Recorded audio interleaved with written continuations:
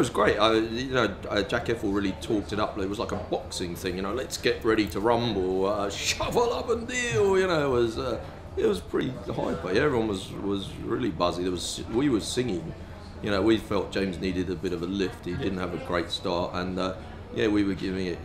Jamie, give us a wave, and there's only one James Akenhead, and all this kind of stuff. It was really exciting.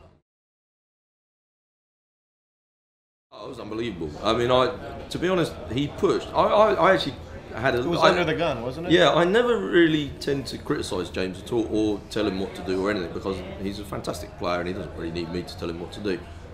He'd made a shove the previous hand. I think I'm trying to remember the figures. I think he shoved like 4 million, with the blinds being 150 and 300,000 with maybe a 30,000 running ante or 40,000 running ante. So he's shoving to pick up sort of the best part of $500,000.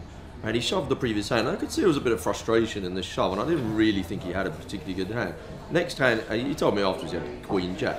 Next hand he's picked up King Queen, he's under the gun. He's obviously thinking to himself, well, if I let these blinds go through me, it's just cancelled out all that good work in one go. It's not a bad hand, I've got some momentum, let me shove again and hopefully I'll get this one through. Maybe the second time they'll think I've got a hand. And that was obviously his thinking.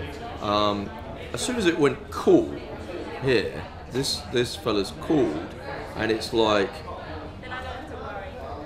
he's like that. I mean, I'm like, and I'd said to him before, James, you got to this is live poker. What the hell are you doing? Did you watch any of the TV coverage of leading up to the final bits table? of it. Yeah. Beg later, there was somebody who bluffed him out. Who was it? I think it was Antoine. Bluffed him out. With the ace queen, and he's gone over and given him like a smack. Yeah. And I thought that just teed me off completely. And then for sure. it was like it looked like the same thing in that hand with Akenhead. Yeah. When he's seen the ace king, he's almost gotten violent. Yeah. I mean, but when they turned the hands over, I knew it was on him. He turned it over King Queen, and I just thought, sometimes you see it, it's King Queen Ace King, and you think, oh, don't worry, this is going to be all right. I can feel this one's got a good feeling.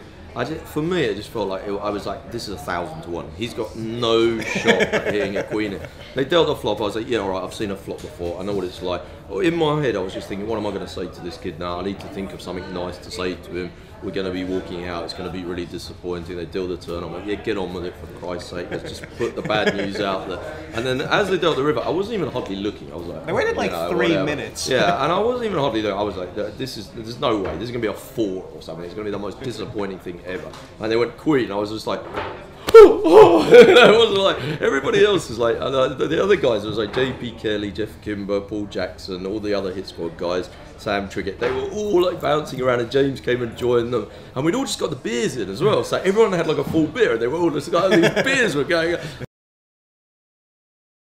I mean, watching him sort of in the interviews leading up, I kind of thought that this is a guy who, people are saying, oh, he's the best player, he's a really, really good, and he may be, but I think the whole thing that, something about the World Series of Poker final table, that you always have to discount poker skill on some level in compared with age and general ability to handle pressure, because I think at the end of the day, Joe Cada is going to beat Darvin Moon head up 999 times out of 1,000, but at the World Series of Poker final table heads up, that's where Darvin Moon is actually maybe even the slight favorite. You know what I mean? Yeah, he picked a great spot to run good, but obviously, I mean, the guy won the World Series of Poker. But that always happens, doesn't it? Whoever wins the World Series, they have to spend the next 2 years proving themselves. And some of them have managed. Like Greg Graham has kind of proved himself, I think, and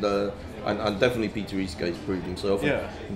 Arguably, Joe Hatcham's proved himself, and maybe Robert Barconi hasn't quite managed it yet.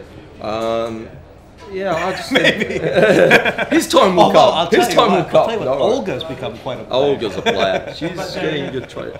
Jerry Yang, the jury's still out, but it's early days. Him and Jamie Gold, they're working on it, but. That's always going to be the case, isn't it? Because it's just a tournament whereby people are just going to say, oh, he's so lucky, he's so bad, and whatever, because it's that kind of tournament. Whoever wins it's going to have to have been lucky and bad in some place, probably. Yeah, I'll congratulate the guy. I got, no problem. He won the tournament. And he certainly tried to win it, more than several other people at the table. I think. Name names. I don't think we're allowed to criticise either. Yeah, I don't think you are allowed to. It's not fair. You can't do that. I wouldn't. I would. You know, I think the guy took a very. I think he looked around and he took the view. I don't think he went in with a game plan. I think he went in there, decided to look around and see what was going on, and I think he was probably right in assessing that he was going to get his money in good spots. You know, and he did. I mean, you know.